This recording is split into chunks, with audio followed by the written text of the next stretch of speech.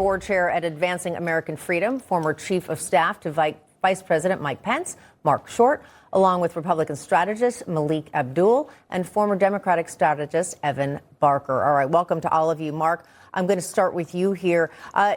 So many people playing politics. Obviously, I know it is that time, but some of the things that happen, some of the things we're observing, I think are just plain unkind. Do you think this is just the Democrats at this point trying to do anything they can do to take the message away that their party is a very confused one?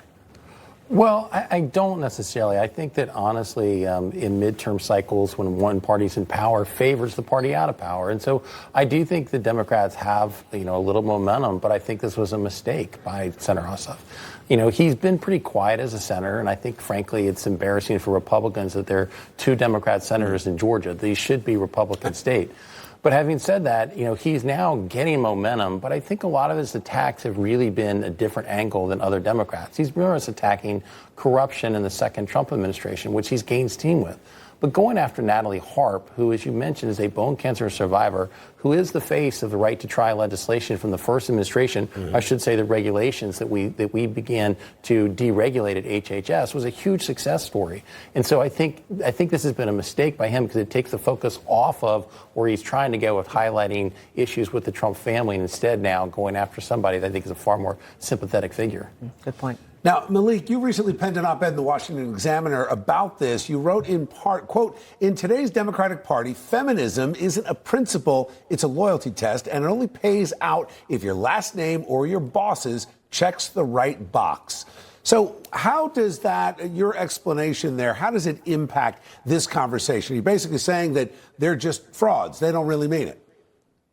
Well, you actually saw it in that response, the kind of response from Ossoff, the second response, that is, where he tried to back away from it. But the point that I made in the article, and I've said this many times before, when it comes to things like protecting women, we've seen the Democratic Party stray away from that. They've attacked Republican women and women who the only injury, I remember what they did to Judge Amy Coney Barrett, where you had that one of the Ibrahim Kahindi, or whatever his last name is, he was attacking her because she adopted two Haitian kids. This is something that the Democratic Party has done over and over again. And what they're doing now is saying, oh, no, well, Republicans, you shouldn't talk about because of whataboutisms. The thing what Democrats need to do is just condemn it. We don't need the whataboutism. Either you stand on principle or you don't. Evan, your take on all this?